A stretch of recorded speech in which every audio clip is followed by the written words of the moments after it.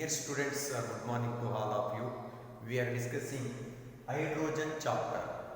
In the previous classes we discussed under the types of hydrides, ionic hydrides and covalent hydrides we discussed. And third type of hydrides is metallic hydrides.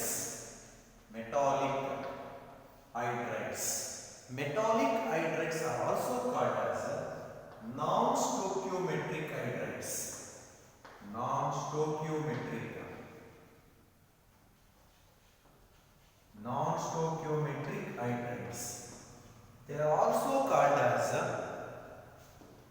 interstitial.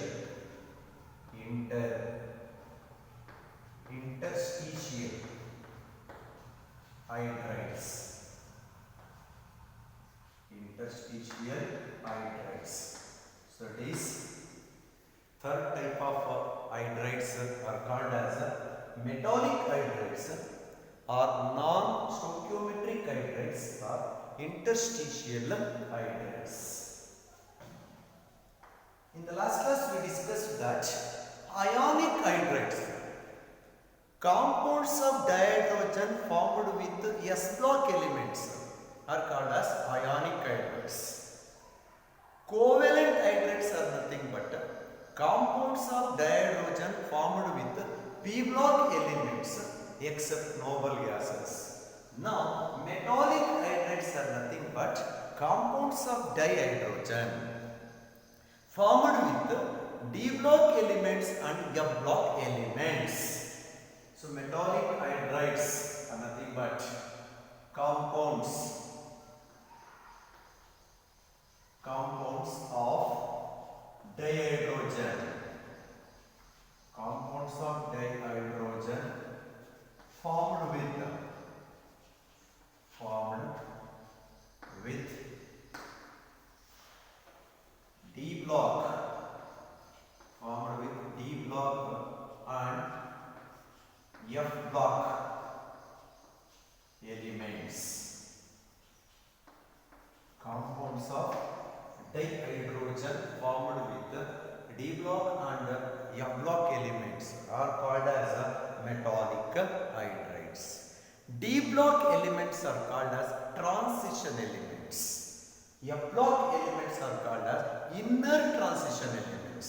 Now, if hydrogen combines with transition elements and inner transition elements, they are called as metallic hydrides. Because F block elements and D block elements are all metals. Hence, hydrogen compounds of D block and F block elements are called as metallic hydrides. And here, D block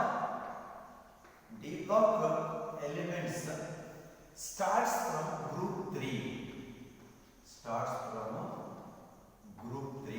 And ends at group 12. Group 3 to group 12 elements of the periodic table are called as D block elements. In this group 3 to group 12 elements, group 7, group 8, group 9 elements do not form hydrides.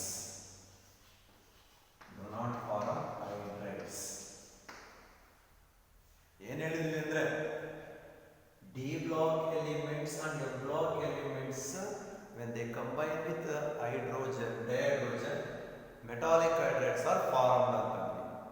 ಆದರೂ ಕೂಡ group 7, group 8 and group 9 elements of D block do not react with the dihydrogen, so that no hydrides are formed with group 7, group 8 and group 9 elements of D block. And even in group 6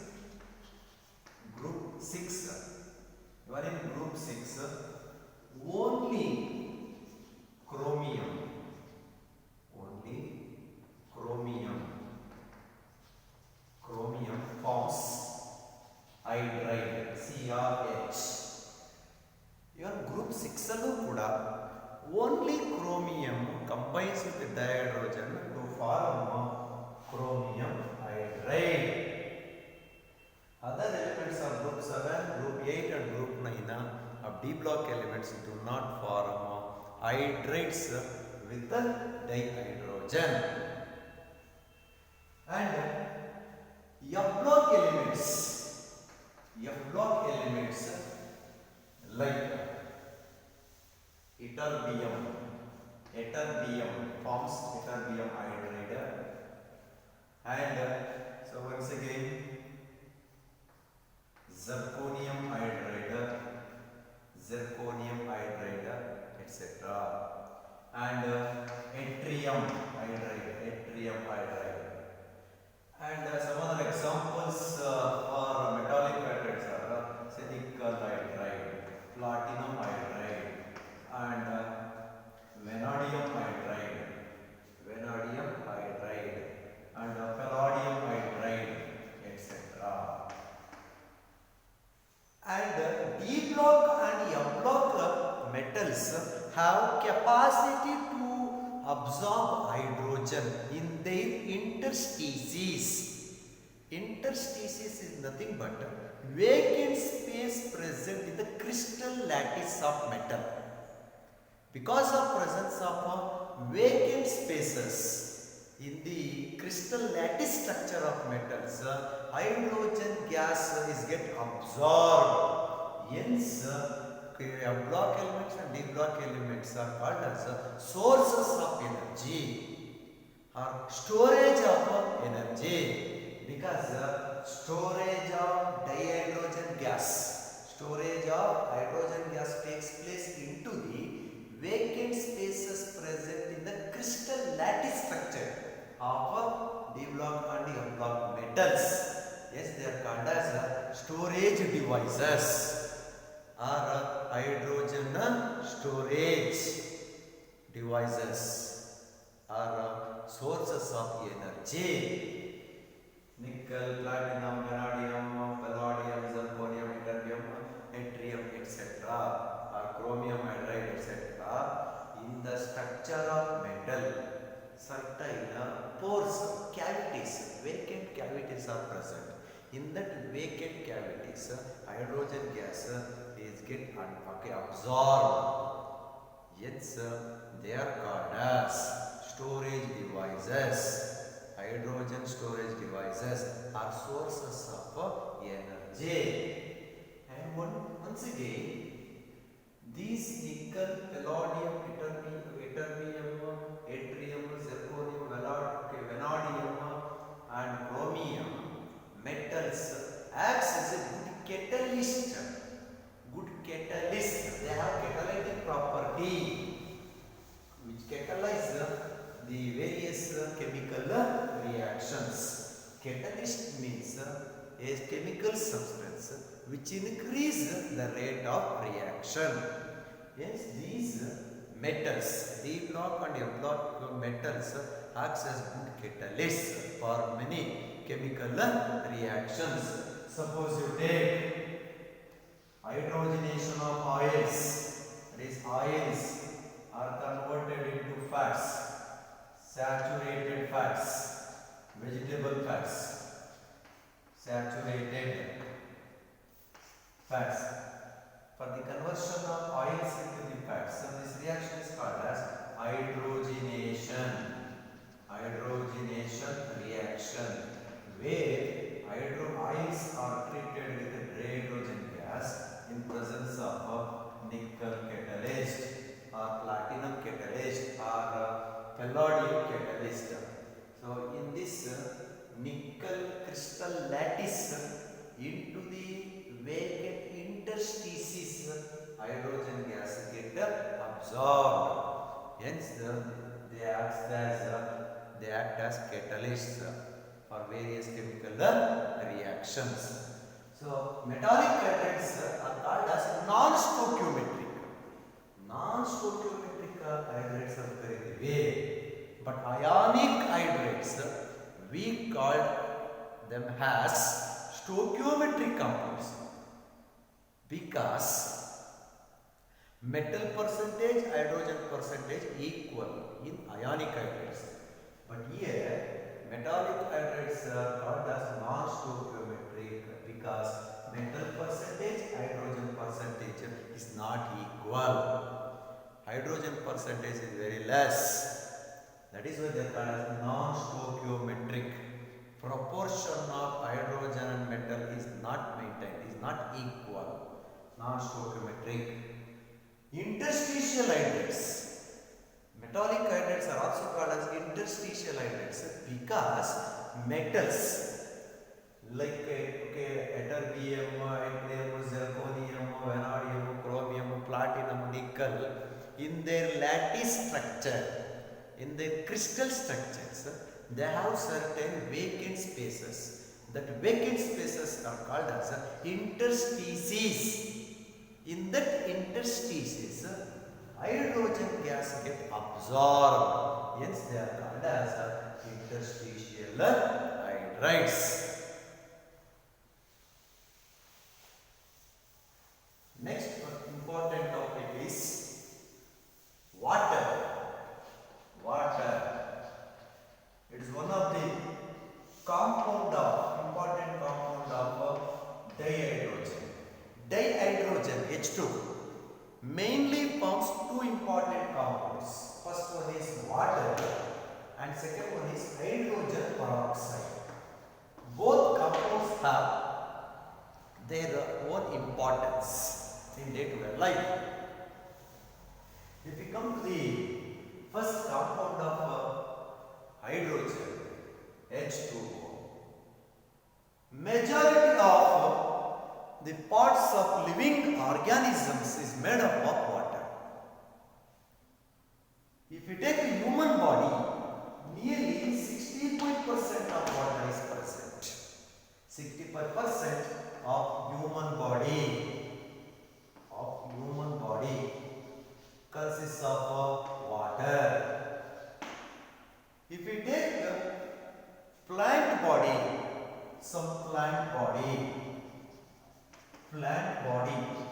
made up of 95% of water. So that means majority of the parts of the living organisms is made up of water. Human body consists nearly about 65% of water. 65% of water. So plant body made up of 95% of water. Hence, water is a very good crucial compound. Water is a very crucial compound. It is an important solvent for the various activities that takes place in the living organisms. And water is called as a universal solvent. No other liquid has such type of properties, but water has certain properties. What are those physical properties? Let us discuss physical properties. Water has more physical properties than any other liquids. If you come to the physical properties, water has high heat of vaporization.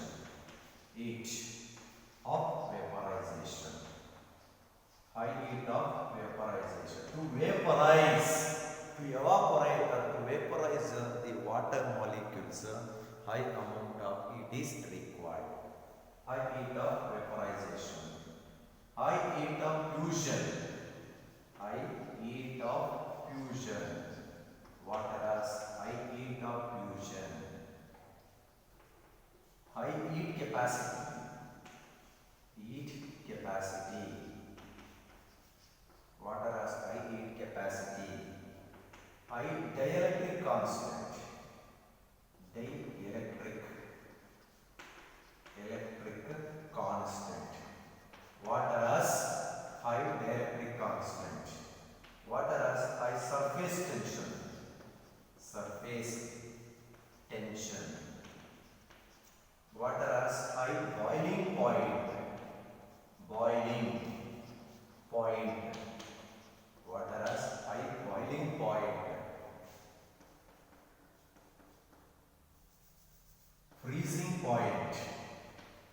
freezing point of water is 0. Freezing point. Viscosity. Viscosity. Viscosity. And water as, once again, dipole moment. Dipole moment. Water as hydrogen bonding, extensive hydrogen bonding is present in water. No other liquid has such type of innumerable number of physical properties, but water has. And because of high heat of vaporization and high heat capacity, it can moderate the climate and as well as human body temperature. High heat of vaporization and high heat capacity of water is responsible for the moderation of human body temperature as well as the temperature of climate. All these physical properties of water is due to the presence of extensive hydrogen bonding in water. Water molecules held together by van der Waals forces. That van der Waals forces is called as hydrogen bonding. Water consists of intermolecular hydrogen bonding. Intermolecular hydrogen bonding. So water molecules are held together by intermolecular hydrogen bonding like this. Intermolecular hydrogen bonding. And water also having intramolecular hydrogen bonding. Intermolecular hydrogen bonding means the van der Waals forces. The van der Waals forces exist between hydrogen atom of one water molecule and most electronegative atom, oxygen atom of another water molecule. So this is called as intermolecular hydrogen bonding. Intramolecular hydrogen bonding means within the molecule, the hydrogen bond exists between hydrogen atom and most electronegative atom is called intramolecular hydrogen bonding. Because of this extensive hydrogen bonding that exists in water, so it has very high physical properties. No other liquid is having such type of innumerable number of physical properties. And once again, water helps in the transportation of ions, various ions and molecules into the different parts of the body, which are responsible for the metabolic activity of living organisms. Water is a good solvent, universal solvent. Because of this solvent nature, water is capable of carrying or transportation of various ions and molecules into the different parts of body, different parts of living organisms body, which is helpful for metabolic activity. And next, if you come to the structure of water.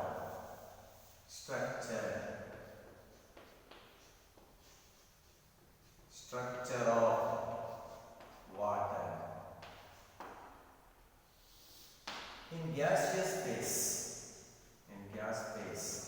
you know very well, water exists in three physical states of matter, that is solid state, liquid state and gaseous state.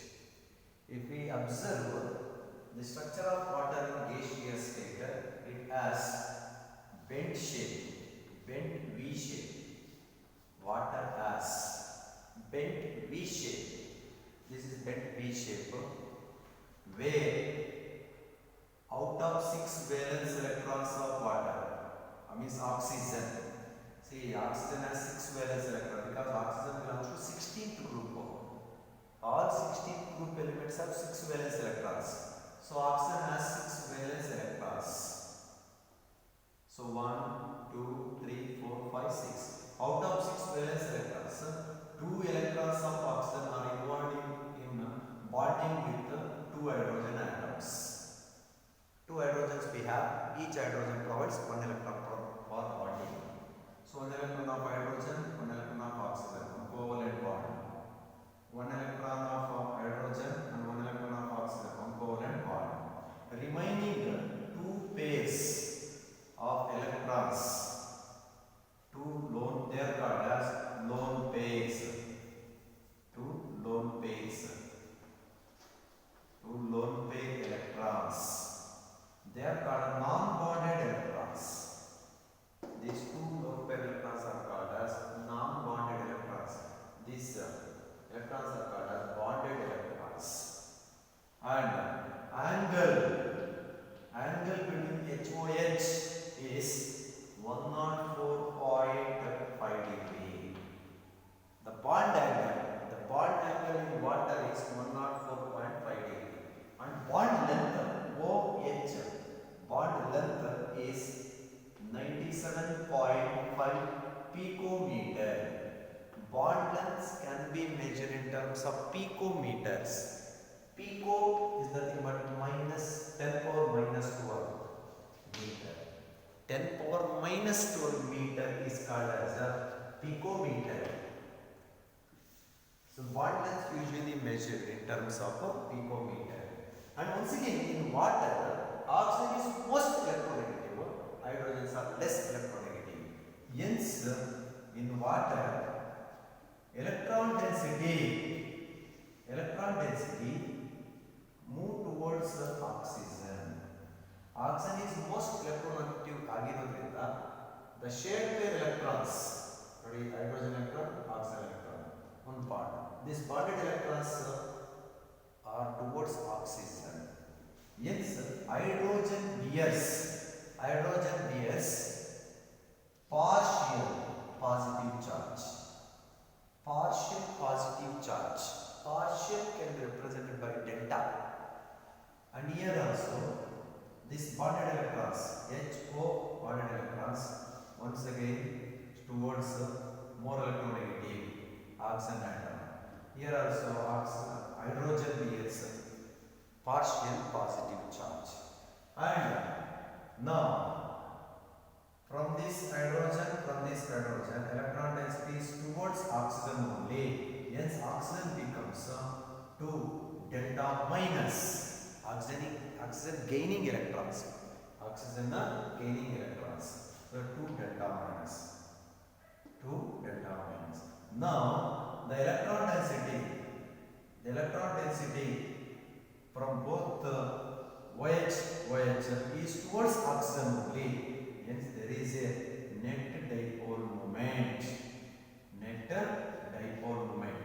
Dipole moment is represented by a crossed arrow mark, where cross represents a partial positive charge. Arrow head represents a partial negative charge. See here, partial negative charges are towards more electronegative atom, that is oxygen. Partial positive charge is on less electronegative atoms, hydrogens. This is called dielectric because delta plus, delta minus. 2 ions, dielectric. Dipole moment. This representation is called as dipole moment. In water, the 2 OH dipole moments, dipole moments is towards the central atom oxygen only. Hence, water has a dipole moment is represented by mu. Dipole moment is represented by mu. Mu is equals to 1.84 d. D is nothing but by. D is nothing but d by. D by. Hence, water is called a polar molecule, where there is a polarization takes place in water molecule. Polarization, observation or formation of two poles, positive pole, negative pole, positive pole, negative pole. A polar molecule. ಯಾವ molecule ಅಲ್ಲಿ dipole moment ಒಂದೇ ಕಡೆ ಇರುತ್ತೆ, such molecule as and permanent dipole moment. Such molecule is called as a polar molecule. So this is the structure of water in gaseous state. So it is a structure of water is bent shape,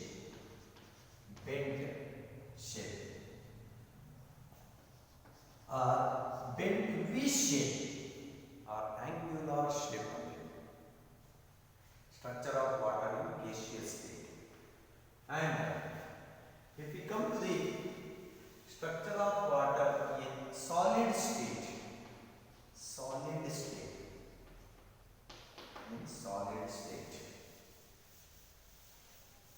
the solid form of water is called ice.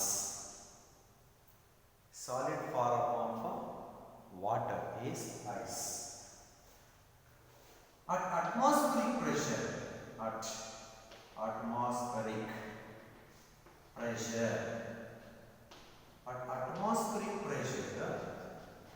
water crystallizes into the hexagonal form.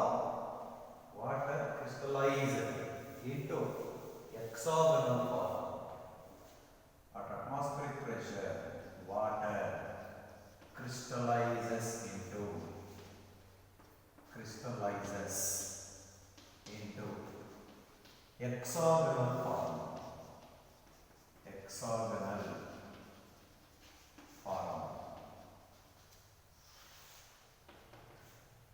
At very low pressures, at low pressure, water crystallizes into cubic form.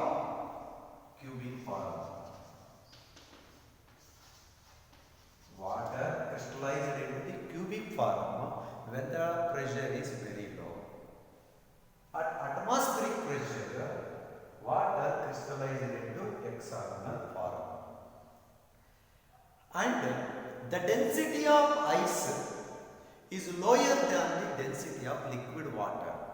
Hence, always ice floats on the surface of water. And formation of ice has biological importance. That means in the winter season, one thin layer of ice is formed on the surface of sea water or river water, which acts as a thermal insulation for the aquatic organisms. Winter season ಅಲ್ಲಿ river water surface ಮೇಲೆ ಅಥವಾ C water surface ಮೇಲೆ ಒಂದು ತಿನ್ layer ice layer formation ಆಗಿರುತ್ತೆ. ಆ ice layer formation ಆಗಿರೋದ್ರಿಂದ water ಒಳಗಡೆ ಇರ್ತಕ್ಕಂತಹ ಆಕ್ವಾಟಿಕ್ ಆರ್ಗ್ಯಾನಿಸಮ್ಸ್ ಗೆ it acts that the thin layer of ice acts as a thermal insulators. It do not exchange heat energy. Cold energy water ಒಳಗಡೆಗೆ ಹೋಗೋದಕ್ಕೆ ಬಿಡಲ್ಲ ice, ಅಥವಾ ವಾಟರ್ ಇರ್ತಕ್ಕಂತಹ ಎನರ್ಜಿ ಹೊರಗಡೆ ಹೋಗೋದಕ್ಕೆ ಬಿಡಲ್ಲ. Hence, ice formed on the surface of river water or sea water acts as a thermal insulation for the survival of aquatic life. So that is the crystalline form of ice. The crystalline form of water is ice, which has a hexagonal structure at atmospheric pressure, and at very low temperature water has a cubic form. Water has a lower density than liquid water. Ice has a lower density than liquid water. Hence always ice floats on the surface of water.